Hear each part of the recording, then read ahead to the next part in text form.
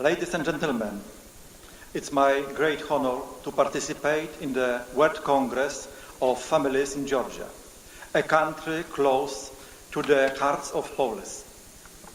On behalf of the Marshal of Senate and on behalf of the Family, Senior and Social Policy Committee of the Senate of the Republic of Poland, I would like to convey greetings and wishes of every success in creating strong family communities.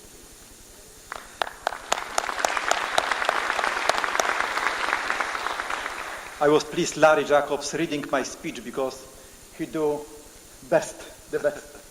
Please. Thank you, Senator. Continuing the Senator's speech, in 2007, we also hosted this Congress in Warsaw. We are well aware of how much hope that event instilled in pro-family organizations, and we recall how it reassured us in our efforts to strengthen the role of family in the development of our state. The Congress, in a very natural way, has brought good fruits. This was the World Congress of Families IV in Warsaw, Poland. It has given us knowledge and will also and the will on how to oppose the current European multidimensional crisis of the family. We have availed ourselves of the specific harvest. The present Polish government is reinstating the family as a fundamental life value of Poles. It is anything but an easy task to put the family at the core of social life.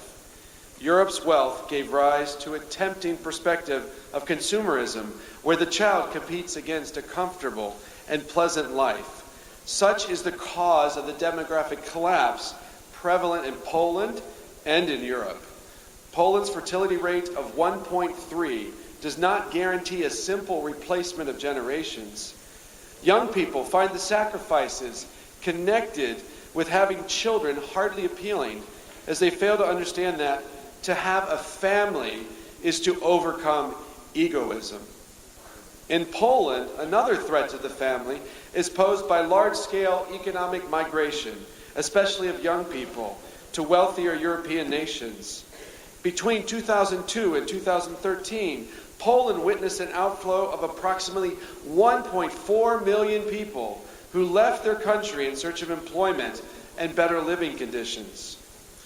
Emigration provides opportunities for greater economic welfare, but also presents a threat to the family, to normal life with one's father and one's mother.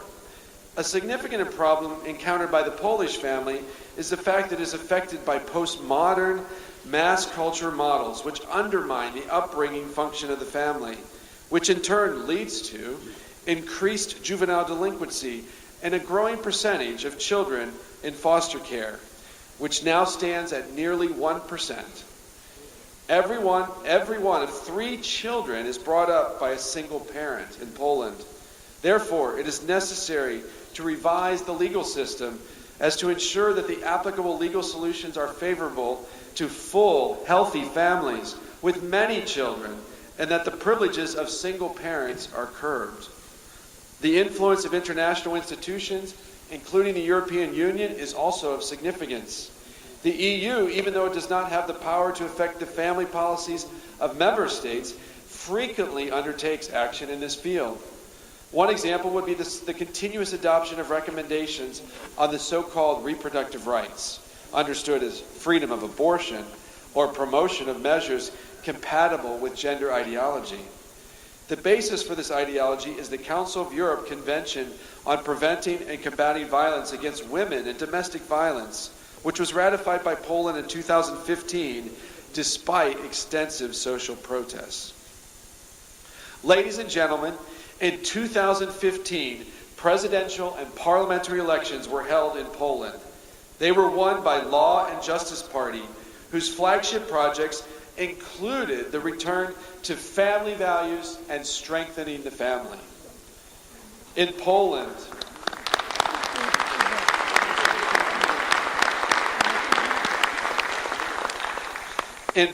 we are firmly determined to oppose the erosion of the significance and the value of the family, to counter what is being promoted by some groups in Europe and which in my opinion is a threat to our civilization.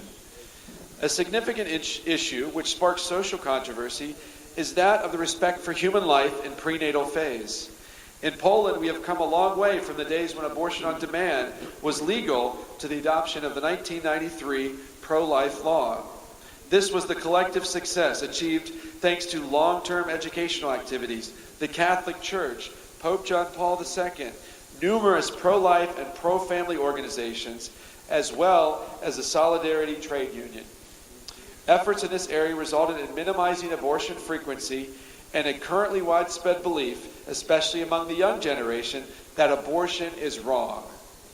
The number of legal abortions fell 130,000 to a few hundred cases per year. This is proof that change is possible.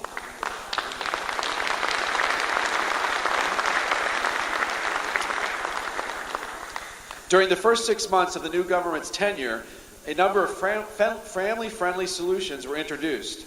I would like to mention some of them briefly now. Starting from January 2016, parents are now eligible for a monthly benefit of approximately $264 throughout the first year of their child's life. This constitutes significant support, taking into account that the minimum wage in Poland is only $400. $4 US, I would say. In April of this year, we launched the 500 Plus program, which constitutes enormous family support as it disperses an additional benefit of $130 US for every second child and any successive children. This is almost 6 times more than the previous family benefit paid out for children for up to 5 years of age. At the moment, parents decide whether their children start school education at the age of 6 or 7. That is how we changed the government's previous decision, which was imposed on parents despite their vast protest against the arbitrary introduction of the requirement of starting school at the age of 6. We've introduced legal regulations which make it impossible to deprive a family of a child on grounds of poverty. At the same time, these regulations ensure comprehensive support to such families. Clear respect for family values is finally expressly stated in the mission of our public media.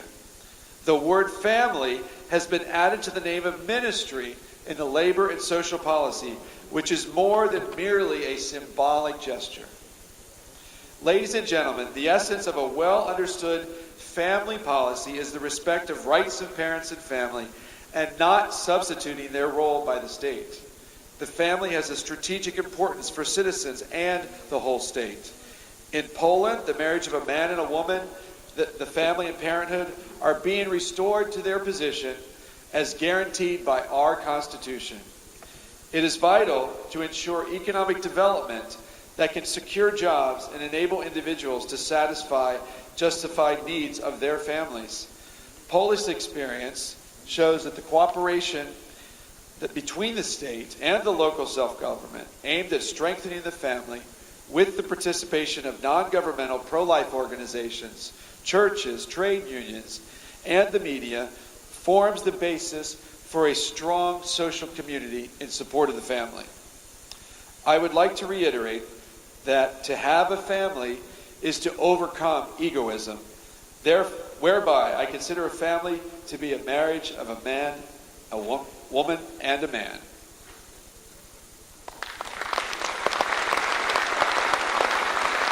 Ladies and gentlemen, together with Mr. Robert Telus, member of Polish Parliament, we would like one more time to compliment to organizer of this Congress. We want to express our tribute. We would like to hand to Mr. Aaron Carlson the emblem of Polish Senate.